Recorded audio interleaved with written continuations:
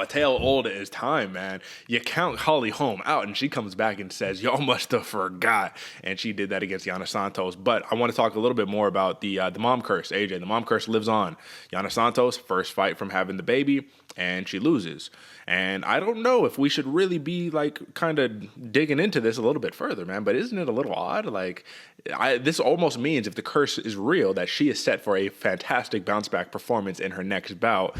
But in this one, man, it looked like classic Yana Santos, man, in the first round. But Holly Holm took complete advantage and turned into D1. Holly Holm, brother, what are we talking about?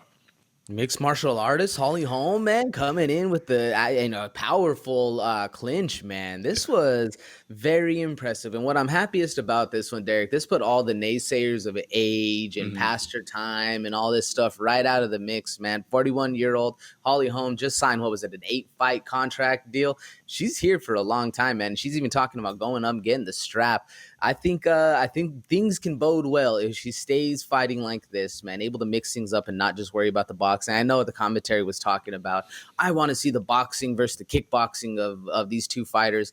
Shit, I want to see Holly Holm mix it up and put her on the ground again. That was something different. That's an evolution in the game, and I love seeing it. 4 takedowns by Holly Holm, and just to make sure that our statistics are correct, I believe she signed a new 6-fight deal here for in the UFC, and who knows if she'll fight that out, man. 6 fights it's a lot of fights. I think the real thing, man, 4 takedowns by Holly Holm, and they were easy. Those were all little simple trips over and over and over again to the well.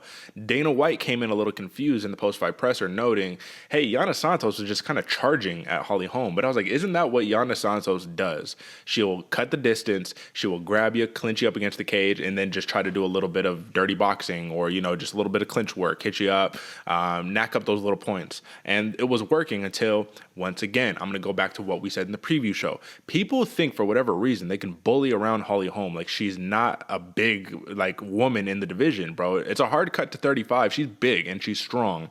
And I think that she put that on full display. Now, here's the real gripe a lot of people had with this bout.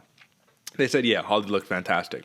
But she had many opportunities to finish the fight, and she didn't go for it. Bro, she had an arm bar that was sitting out there for a long time, and it was like Santos was begging to be arm barred. And I feel like Holly Holm, who is obviously boxing background, not jiu-jitsu, not grappler, maybe said position over submission. Let me just keep beating her up. Let me not take the chance on the arm bar. But it was there to be had. In the third round, when you're just pummeling her, finish is there to be had. Do you think she should have went with a more aggressive approach in this fight? Excuse me. No, I don't think so, Derek. I think the classic, just beat them up as you will. You're winning the fight. Don't do anything that's going to put you in a position. Let's say she does go for the armbar. She doesn't get it. It's a little bit past the elbow. And then next thing you know, Yana Santos is on top. You're getting rained down from. Switches the fight up. If you need to do that, then do it. But if there's no need, you have a dominant position, get the win, get the dub, get going, get home, get paid. I don't know. Do you see taking the, because sometimes I do agree that the risk is necessary, like in the Chidi and Jaquani fight. We'll talk about it later.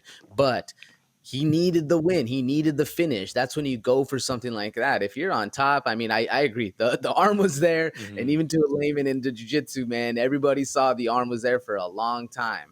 But again, same point. I wouldn't take that just because I know if my skill set is in there and I can see that, I'm like, oh, okay, I can see that. But it's probably bait. I'm going to go over there. I'm going to get it reversed. No, I'm cool. I'm cool finishing this on the hands. But I don't know. What do you think? I think that it just depends on the context, right?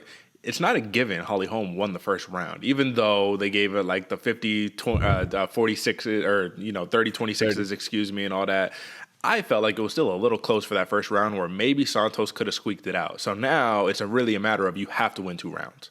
So are you going to win? And she did. She won the rounds. But the point is, just step on the gas a little bit. I know you're 41. I know you're trying to just get back in the win column. It'd be nice to see a step on the gas a little bit. Aside from that, this was an utter clinic from Holly Holm. This was pure domination here against Yana Santos, who knew her game, who was very familiar with her game. So we're going to talk a little bit about Holly Holm a little bit later. Sneak preview right there. But in the meantime, brother, that is another big win. She's always been at the top of the division. I'm excited to see where she goes from here.